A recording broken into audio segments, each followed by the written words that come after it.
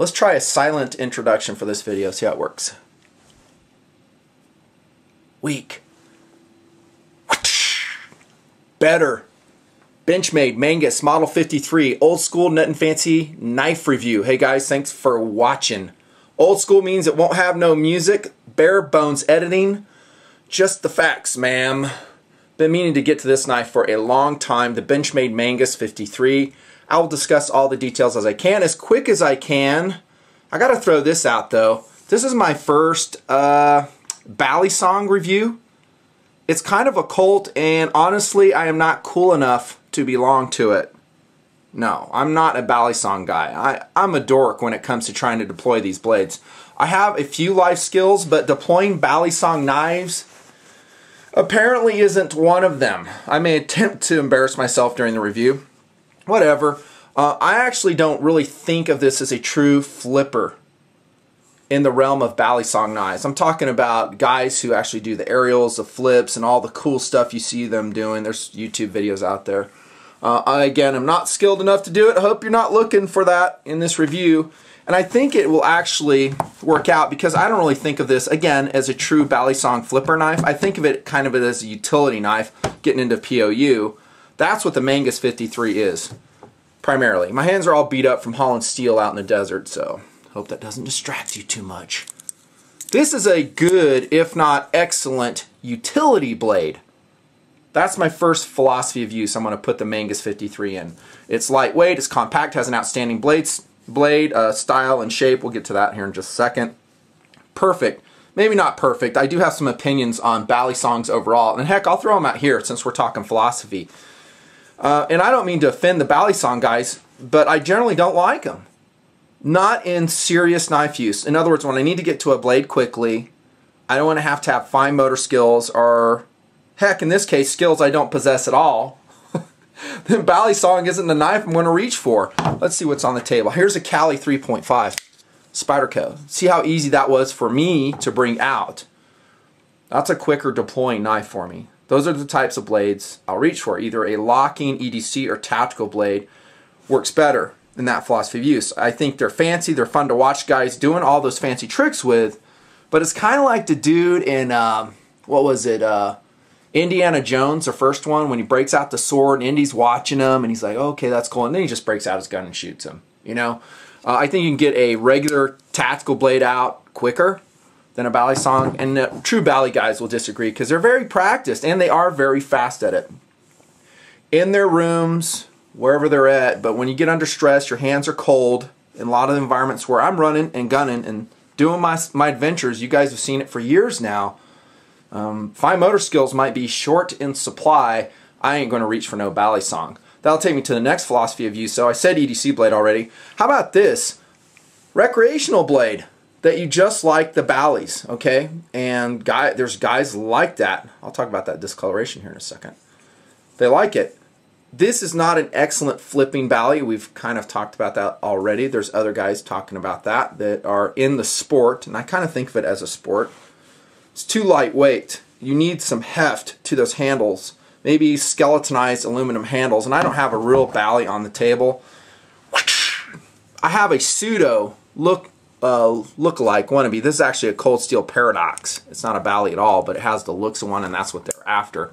That's how it deploys. Very slow, two-handed. Great blade shape on that knife, by the way. Separate tabletop sometime. This is the kind of handle you need. That's why I'm breaking this out. It has weight. It's longer. It gives you real estate to do your flips, aerials, and all that stuff. You ain't going to get it with a 53. Still a recreational blade, and there's probably someone out there that can, you know, do some Balisong manipulations on it. It ain't me. How about a tactical blade? I would say absolutely not. I just don't think, for me, as someone with my complete lack of Bali skills, it's so funny. I just laugh at myself sometimes. No way, dude. I mean, can you get it out fast? Again, if you're, you know, really skilled, maybe. You know, it's not a super long blade either. 3.15 inches is too short for me. Collectible, absolutely. You know, some of those Balis that Benchmade has made are already retired, like the Benchmade Model 42. Gone. It's been replaced by, heck, I hope I don't get these wrong. I'm not a Bali dude. Morpho is in its place, the Mayhem being produced. Those are nice Balis from Benchmade, but that Model 42 is gone, and maybe this one will be too. Watch the legality problems on this knife. It's really stupid because there's some states like New York, California, Massachusetts where Balisongs are illegal. I'm totally against that. It's like a ridiculous holdover from the switchblade days. You know, remember when they're very prejudiced against the switchblade?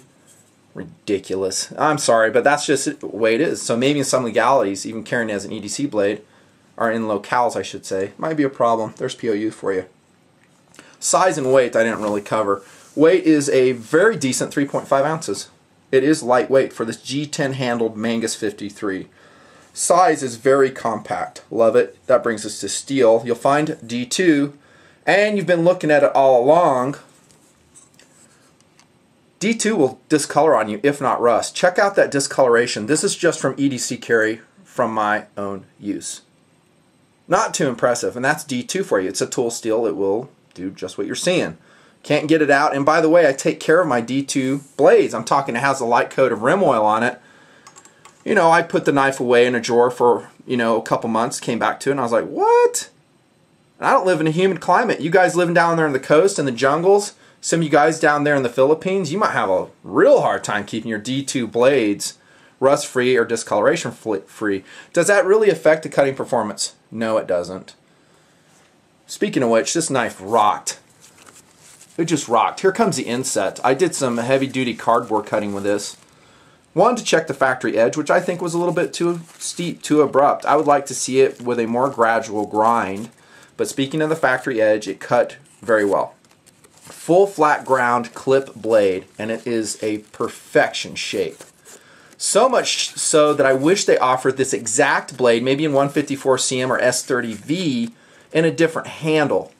Not that I don't like this handle, but for me, since I'm a dork with Balis, I like a traditional, I don't know, assisted opening design, Benchmade design, this blade shape. Love the blade shape. Full flat ground. There's your Marlowe design logo on it. Awesome. The edge retention on the D2 was actually better than I thought it would be in the cardboard cutting. It was like, oh, this is pretty good. And afterwards, I tried some cuts with it, and I was like, not bad. I'm not going to say it didn't hang up in the cardboard. Just about every knife I do that test with does. And then I wasn't going to do this because I was like, I should just show the guys, you know, how it was afterwards. But I couldn't resist. I re-edged this thing. Brought out the Edge Pro Apex and worked it over. Sometimes I'll do that prior to my reviews because what I'm doing is trying to tell you how easy it is or not easy to sharpen. And I will tell you that this was not really that difficult. I mean, I probably spent about 10 minutes with it re-edging it. And actually I used a, what was it, 150 grit stone. I really backed up that relief edge, not cut, I'm sorry, to make it more gradual. And that's what you're looking at now. Let's check the edge. Then I worked it down from, I think, 150. I don't have my stones in front of me. I went all the way down to 1,000 grit. I didn't polish the edge with polishing tapes. I just didn't do that. And then, yeah, I'll break a review out of that on one of these times. It's a special review, so I want it to make it count. Oh, dude. That beautiful fine grain D2. That edge that I did on there, oh my gosh, it's just sick. Beautiful, beautiful. Love the edge on the D2. Discoloration is about the only disadvantage on it. But man, it's a sharp, sharp knife. You can see the tip there, relatively thick, not a delicate tip. Again, that nice belly on the clip blade. Jumping. Nice. It's actually decent. You wouldn't think it would be, but it's just a very short run of jimping on the bottom. Better than nothing. Speed. For me, it sucks. It just does, dudes. I can't, here I am one-handed, I'm just going to purposely do that. And be careful, man. You can jack yourself up with these Balisongs. You know, you can do it with one hand. Here I am embarrassing myself. So there you go. I think speed, not that great for most of us, you know. If you practice, even with this lightweight G10 handle, I'm sure you can get better. But again, my speed reference is not another Bali. It's, heck, all the other knives. I want to show you competitive options. And when I weigh it against that, for me, my skill level or lack thereof, it sucks. Lockup and strength. I think the lockup is excellent. 2 tang pins, as you can see, spring-loaded handles, aluminum backspacer, and aluminum locking bar here. I didn't note any problems. I didn't know it coming apart. And being spring-loaded, it really, the handles actually stay together. Strength is excellent. There's really no locking mechanism to fail. The only thing you'd have to worry about are the pivot pins, which I think are pretty decent. Ball bearing, I believe, in there as well, so it flies out of there. Lockup's great. I think strength is great. D2 is a more brittle steel. Careful with that. Handle material, G10. Look at the color. Love that olive drab. No surprise there, Nutnfancy. G10. I think it's very cool looking. Handle material is excellent. That leads us to ergonomics. It is a bent Balisong design. I would say mini Balisong. This is not a full-size Bali. Again, I hate to roll this in. This isn't a Bali, but the handle is representative.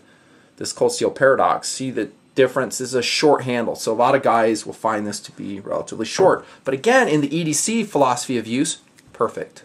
My hands are large size gloves. I think you guys will like it too. No harsh corners anywhere. See that, how that's rounded in the cutting out there? Even though I had gloves on, didn't notice any problems at all. Got some texturing there on the back towards the front. It's a different pattern. I don't think either one of those do much to give you more traction. To make G10 really high traction, you got to do something that like cold steel does. What am I wearing today? Here, I got a Spyderco paramilitary in my pocket today. So this is good G10 right here. This is high traction, not high traction, medium G10, high quality type. And then if you look at the cold steel G10, very high traction. So, you know, you can mold in little strakes and patterns in there. Don't do crap for it. Just saying. Talked about that. In hand, it's perfect. Coming like that, not too bad. I think the ergonomics are good. Clip design. I like it. It doesn't carry overly deep in the pocket. You're going to have, as you can see, about an inch protruding from the pocket. My clip came very strong and well attached. Didn't have any problems with it in use. You can see it's got no Wizard of Oz issues. Not goofy. Would it look better blackened? I think absolutely. I'm generally against polished clips. Here comes a Benchmade 2550 Mini Reflex. This is the kind of clip I like. Something lower key. I like the clip design though. It's a lightweight knife, so it doesn't need anything heavier duty. And it attaches there with 2 mini Torx screws. Wicked. How about durability? I think it's going to be fine as long as you don't abuse it. Durability would be excellent. Value, this is where I go into competitive options. I'll say around $130. Look in the upper right, that's where I recommend to get the Benchmade Mangus 53. And I think that's good value considering that it is a Benchmade and all that represents, which is top-notch quality. Out of box, if I didn't mention this, I want to mention it again, it came very sharp. I just think the relief edge on some of those BMs are just a little bit too steep. I'd like them shallowed out just like I did. I forget the exact degree I rolled on that. Sorry, guys. Competitive options, here we go. You saw one of them already. Benchmade 2550. When I'm talking about speed, I think it's valid to compare against maybe some autos, especially since this knife, being a Bali, will run into some legality problems, maybe in some jurisdictions where this one won't. Probably the same though. By the way, I love the 2550. This is a duty knife, wore it in the Air Force for years. Flight suit knife, shows some wear and tear. Great blade shape, look at that blade. Classic drop point, 154 cm. Oh, love it. You know, price-wise, we're talking about the 2550, $140, 2.6 ounces, great competitive option. And again, I'm not going with Balis on this. To me, this is a utility knife. How about this one? Blast from the past, the Mini SOCOM Elite. I think is being produced again. 2.4 ounces, 154 cm steel. Reviewed that eons ago. And at the time, I bought it for about $116. That's a sweet knife. Sweet knife. I put a little chunk of traction tape there for better traction. Is that a valid competitive option? Yeah, because I think we're in the realm of pricing. You know, this is 130-ish, more or less. And I already showed you this one. You've seen it lots. Probably my all-time favorite Benchmade. Benchmade Osborne Axis Model 940. Limited edition red. Eat your heart out. Oh, 2002. I love this knife. I've gone backpacking with this blade. Great trout skinner. Nutnfancy, you shouldn't be using that blade, man. That's collectible. I know. I got another new one in box. Yeah, buddy. I got another red one I will never use. Collecting. Look at that beautiful, bright, polished finish. I'm getting distracted. Osborne logo. Honestly, I would choose... I got to be honest. I'll choose any one of these 3 knives over the Mangus. I'm just saying. For me. How about that Spyderco Cali 3? Been using that a lot lately. was cutting some carpet with it this summer, like a lot of carpet cutting. It needs to be re-edged. Haven't worked that edge yet. It's kind of tired. VG10 steel full flat grind. And do I have a price on that? Yeah, $120. If you use one of my recommended knife suppliers there in the upper right, and the only reason I recommend them is to save you money. 3.2 ounces VG10 steel. There's a competitive option. How about this? Reviewed this summer. SOG Mini Aegis, 2 ounces. Shut up. That's the black version. AUS-8 steel, $50. Great clip. Deep carry clip. Oh my gosh. Oh my gosh. Yeah, these are all great options against Mangus, but if you are a Bali dude, you like the flipping, and you want to master a cool knife, I say rock on. In terms of utility, honestly, and I'm always honest with you guys, I'm going to reach for these other blades before I reach for a Mangus. I just am. I think the D2 full flat ground clip blade is a huge plus on this knife. I just wish it was in a different handle. Non-Bali handle. I know, I'm a dork with Balis. I admitted that. What do you want from me, man? It's a great knife. It's not heavy. It's 3.5 ounces. It's very cool looking. Keep it oiled. Nutnfancy